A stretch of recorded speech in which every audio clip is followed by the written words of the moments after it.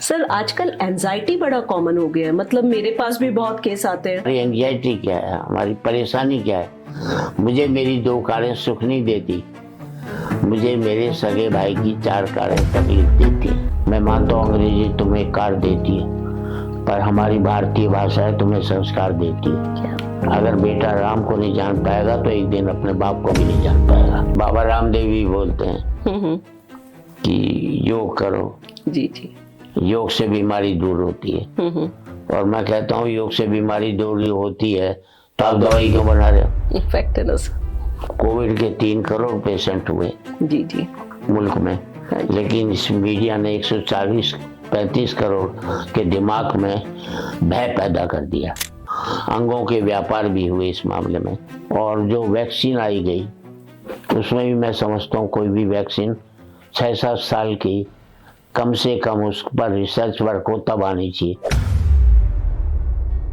Good morning, नमस्कार। मैं हूँ डॉक्टर सुरभि धानवाला और आज मैं हूँ दिल्ली में। आप मेरी हेल्थ टॉक सुन रहे हैं, health talk with doctor Surabhi Dhanwala in wellness wheel. मेरे साथ है देश विदेश के जाने माने हास्य कवि सुरेंद्र शर्मा जी। नमस्कार सर। नमस्कार नमस्कार। कैसे हैं सर आप? वैसे ही जी। और ये मैं सौभाग्य है कि मैं हेल्थ के बारे में मैं बात कर रहा हूँ। जी सर, सब जानते हैं आपकी ट्रैवलिंग बहुत रहती है, नॉन स्टॉप आपके शोज रहते हैं, तो आप अपनी बॉडी का कैसे ध्यान रखते हैं? मेरे लिए काम एंटरटेनमेंट है और आराम एग्जर्शन है। मैं आराम करता हूँ तो मुझे थकावट महसूस होती है। जब मैं काम करता हूँ तो मैं अपने आप में एक एनर्जी पाता हूँ। Great sir. सोच में फर्क पड़ना चाहिए आदमी के। जी जी जी सर, आज हम एक दूसरे को कई साल से जानते हैं, तो हमारी भेंट हुई थी घुटनों के दर्द में। तो आप अपने दर्शकों को क्या बताना चाहेंगे? कि घुटनों का दर्द तो बर्दाश्त हो सकता है, लेकिन घुटन नहीं होनी चाहिए। लोग घुटन ज्यादा पैदा करते हैं। घुटनों का दर्द है, मुझे किसी ने बताया था आपके बारे में। और वहीं ग्वाले वाला परिवार के यहाँ मैं आपसे मिला था तो आपने मेरा ट्रीटमेंट भी किया था। पर मेरे साथ दिक्कत ये है कि आपके यहाँ ट्रीटमेंट में कम से कम हफ्ता भर तो लगाऊं मैं। मेरा अक्सर यही रहा कि एक दिन किया फिर दूसरे दिन भाग लिया, 2 दिन किया फिर भाग लिया।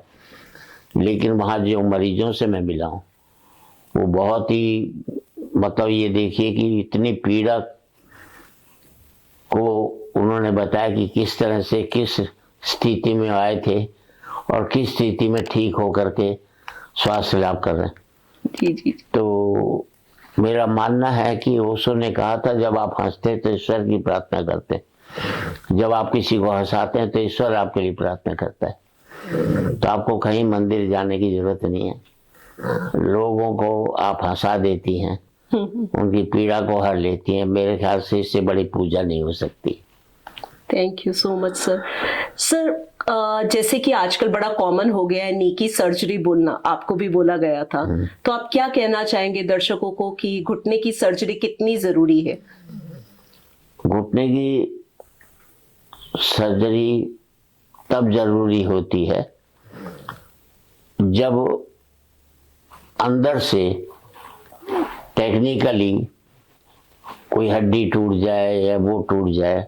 लेकिन अगर आपके व्यवहार की वजह से, आपके चलने के ढंग की वजह से, कई बार तो मैंने देखा जूते गलत होते हैं जी, तो उससे भी घुटने में प्रॉब्लम हो जाती है।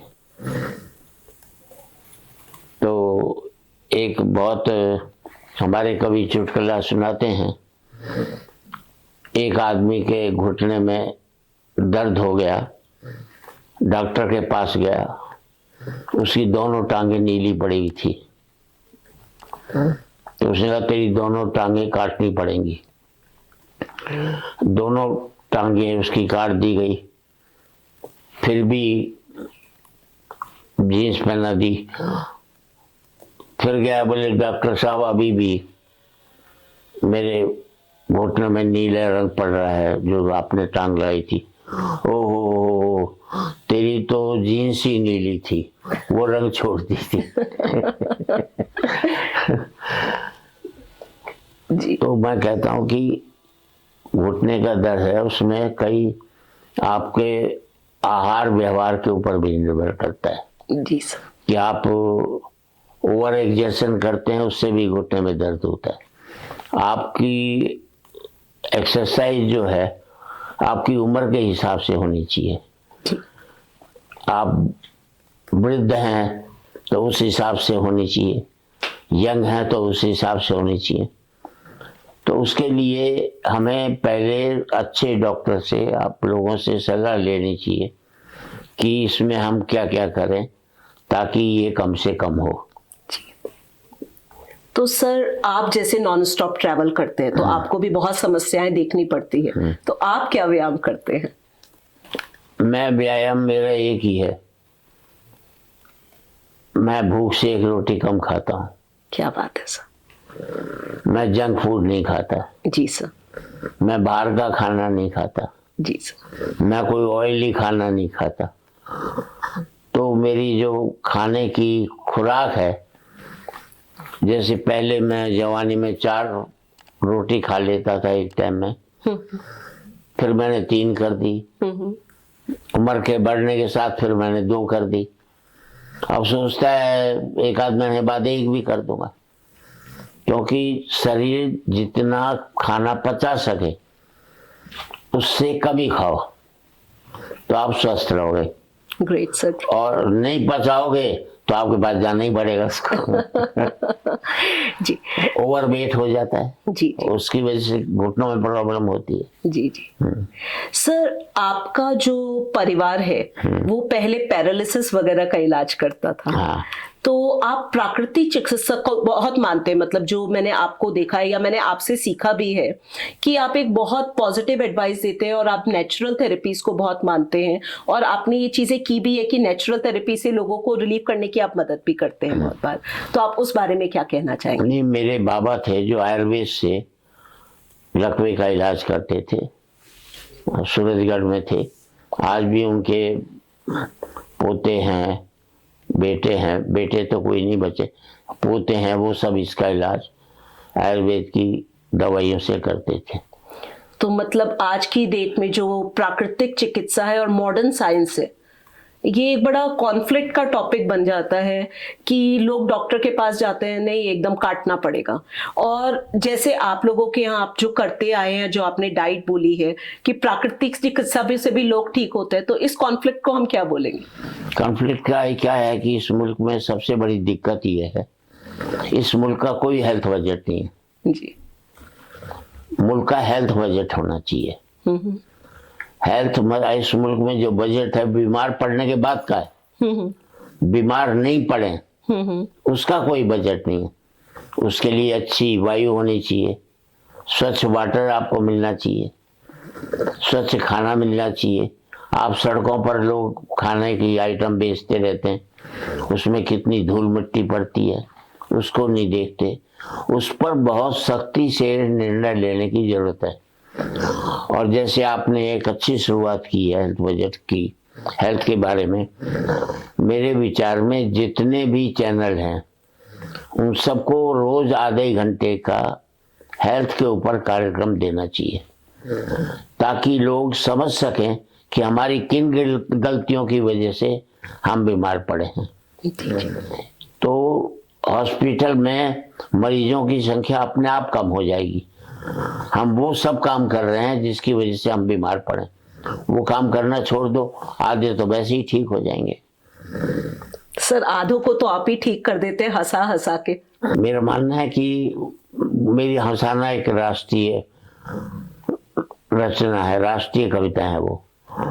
जब मेरी कविता पर हिंदू भी हंसे, मुसलमान भी हंसे, सिख भी हंसे, ईसाई भी हंसे, तो इससे बड़ा क्या राष्ट्रीय रचना हो सकती है। सर आजकल एंजाइटी बड़ा कॉमन हो गया है, मतलब मेरे पास भी बहुत केस आते हैं, परेशानी होती है, बॉडी पेन होती है, तो कुछ ऐसा सुना दीजिए जिससे लोग हंस पड़े। नहीं, ऐसा सुनाने की जरूरत नहीं है। मेरा दुख क्या है, हमारी एंजाइटी क्या है, हमारी परेशानी क्या है। मुझे मेरी 2 कारें सुख नहीं देती, मुझे मेरे सगे भाई की 4 कारें तकलीफ देती हैं। क्या बात है, क्या बात है सर, आप फैंटास्टिक है सर। सर कुछ और आप अपने दर्शकों को बताना चाहे, कुछ ऐसा कि दिल खुश हो जाए। मैं अपने दर्शकों को एक ही बात बताना चाहता हूँ, जितने भी संदेश देने वाले हैं उनसे बचकर रहें। यही मुल्क को बर्बाद करने पर लगे।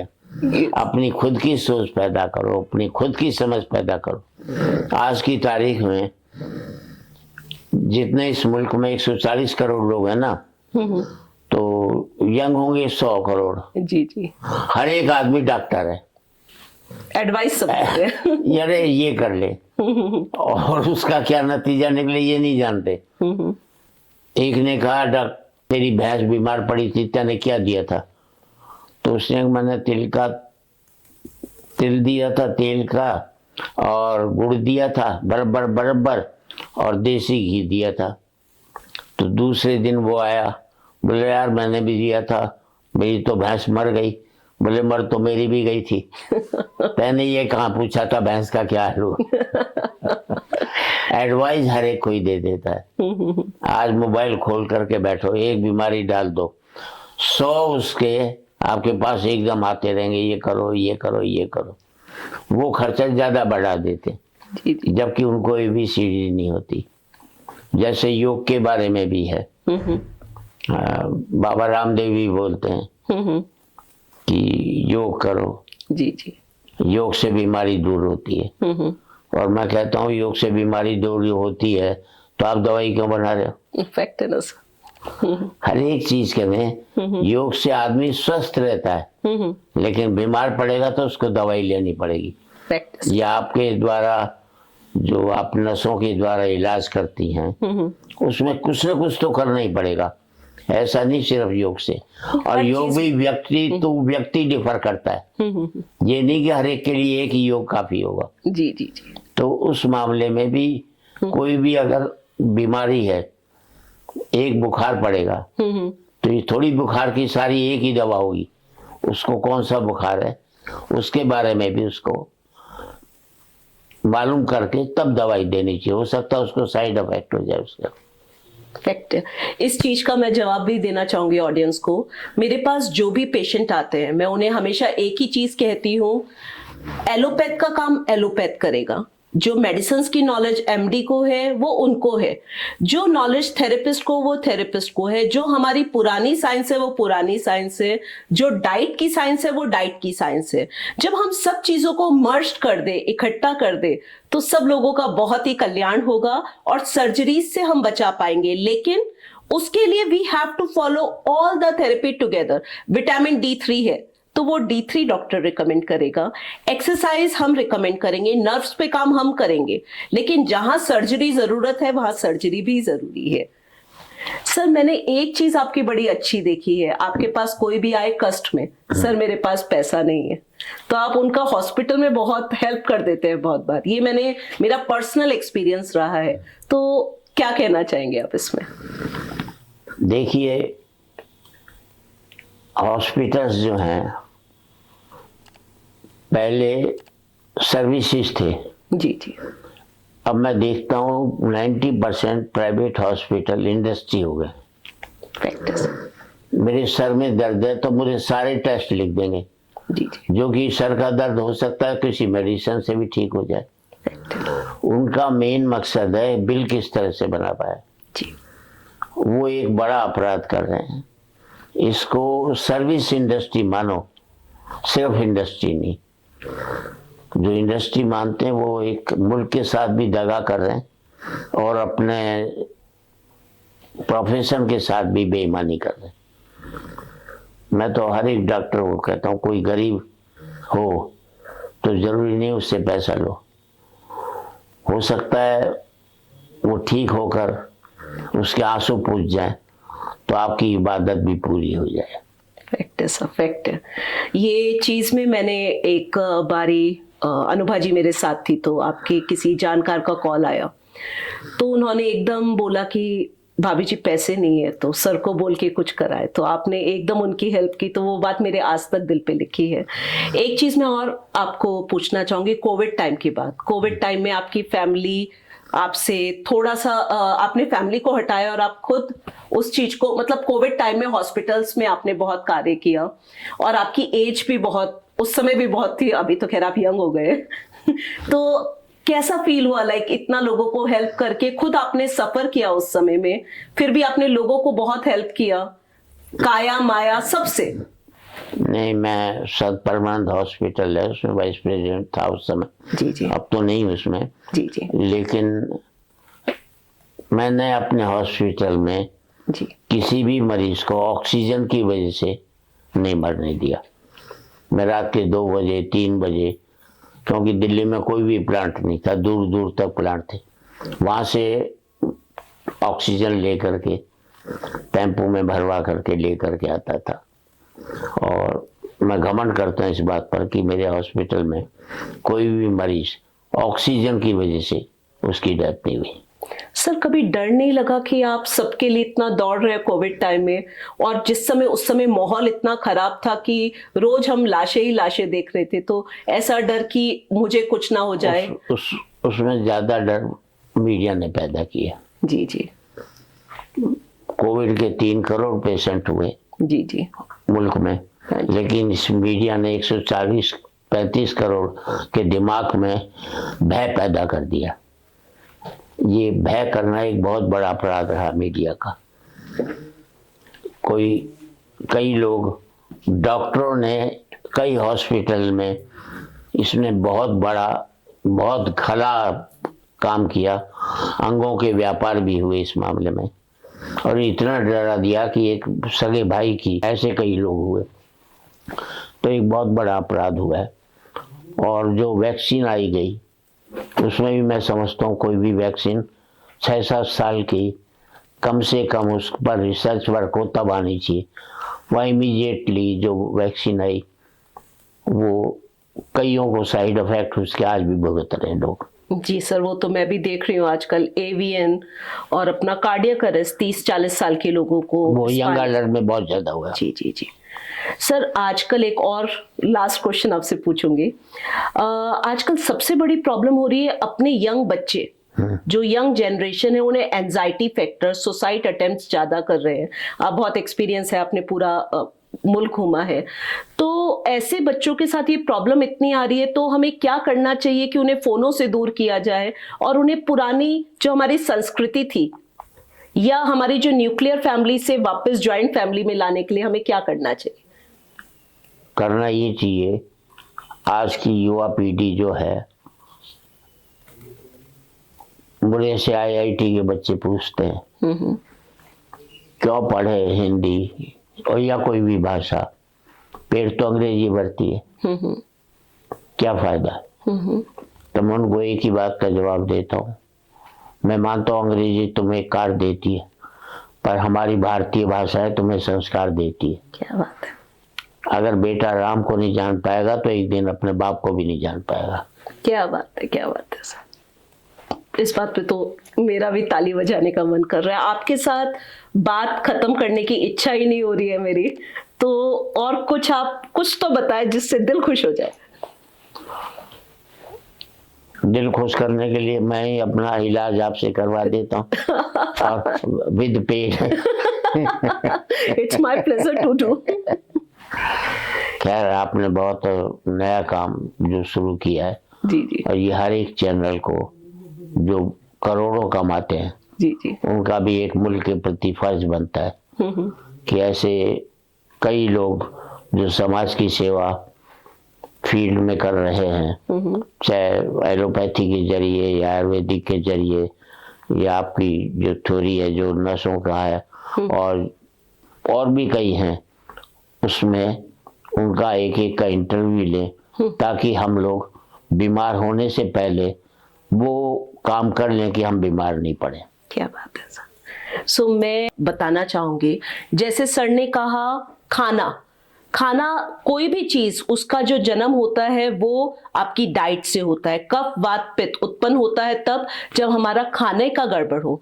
मैंने सर के केस में बहुत बार देखा कि वो बहुत सात्विक खाना खाते हैं, प्याज लहसुन कुछ नहीं खाते। मैं ऐसा नहीं कहूंगी सब सात्विक हो जाए, लेकिन जो मैंने एक्सपीरियंस किया है उनके खाने में मैंने देखा 1-2 चपाती से ऊपर वो कभी नहीं लेते और बहुत नियमित खाना खाते हैं। रात को बिल्कुल हल्का खाना खाते हैं। जैसे मैं हमेशा अपनी हेल्थ टॉक्स में बोलती हूँ, खाने का बहुत ध्यान रखें। कफ वात पित्त अगर आपका कंट्रोल है तो आपकी बहुत बीमारियां खत्म होंगी। फोन आज की डेट में बहुत प्रायोरिटी बन चुका है, बहुत जरूरी हो चुका है। हम लोग अपने बच्चे को टाइम पास के तौर पे उससे कुछ मतलब उसे काम, अपना काम करना है तो उसको फोन दे देते हैं। वो चीजें बंद करनी जरूरी है। न्यूक्लियर फैमिली अच्छी है लेकिन संस्कार खत्म हो गए हैं। बच्चे फोन पे है जिससे वो बीमार है, वो एंजाइटी पेशेंट है। हर चीज एक समय के साथ मिलती है। ऐसा नहीं है आज ही आप राजा बन जाएंगे। तो कमाई होगी, धीरे धीरे होगी, बट ज्यादा कमाई सोचने के चक्कर में बीमार ना हो। ज्यादा एक्सपेक्टेशन ना करें, अच्छी एक्सरसाइज करें, पुराना नियम फॉलो करें, समय पे उठे, समय पे सोए। और अगर आप आईटी वाले हैं, नहीं कर पा रहे हैं तो फॉलो द बेसिक एक्सरसाइज, जो कि अगली बार हम लोग अपनी हेल्थ टिप्स में डालेंगे। देखिए, मैं आपके यहाँ क्लिनिक में गया था, कई तरह के मरीज मैंने वहां पर देखे। हमारी आपसी चर्चा तो हो ली, लेकिन आप किन किन बीमारियों का नसों के द्वारा इलाज किया जा सकता है उसके बारे में भी जनता को अवेयरनेस होनी चाहिए। और कहाँ आपका क्लिनिक है, किस समय से किस समय तक चलता है, वो सारी जानकारी। और मेरे ख्याल से आप अपना क्लिनिक का फ़ोन नंबर भी अगर बता सकें जी तो बहुत लोगों को सुविधा हो जाएगी। अभी तक हमारी बात में ये नहीं पता लगा आपका क्लिनिक तो जिस मकसद से ही किया था वो मकसद अभी पूरा नहीं हुआ है। तो मैं चाहूंगा मेरा काम खत्म हो, आपका शुरू हो। सर, मैं पुणे बेस्ड हूँ, मेरा क्लिनिक पुणे में, जैसे कि आप जानते हैं। अभी हमारी नई ब्रांच की ओपनिंग 11 तारीख को है, 11 फरवरी, और आपके साथ ये मेरा पहला पॉडकास्ट है जो कि 11 फरवरी को लॉन्च होगा। अपने हमारे यहाँ किसी भी तरीके का घुटने में अगर गैप आ गया है, ग्रेड 4 भी है, तो 100 में से 99% पेशेंट को सर्जरी की जरूरत नहीं पड़ती। स्पाइन की गद्दी बाहर आ गई है, स्लिप डिस्क आ गया है, एवीएन है, हिप जॉइंट अर्थराइटिस कॉमन हो गया आजकल, फ्रोजन शोल्डर हो गया, सर्वाइकल स्पॉन्डिलाइटिस हो गया, किसी भी किस्म के पेन का इलाज हम लोग करते हैं। और करने के लिए मैंने बहुत साइंसेस को मिक्स किया है। जैसे कि लोग जानते हैं मेरी 5वीं पीढ़ी है जो नसों पे काम कर रही है, तो मैंने जो पुरानी साइंस थी उसे मिक्स किया मॉडर्न साइंस से। मैं एक एमपीटी न्यूरो हूँ, साथ साथ मैंने आयुर्वेदा किया है, Indian Ayurveda, Thai Ayurveda, Chinese Ayurveda. तो मैंने हर कंट्रीज को एक मिक्स किया, Indian technique, Chinese, Thai, Japanese reiki और healing. It's very effective, very very effective.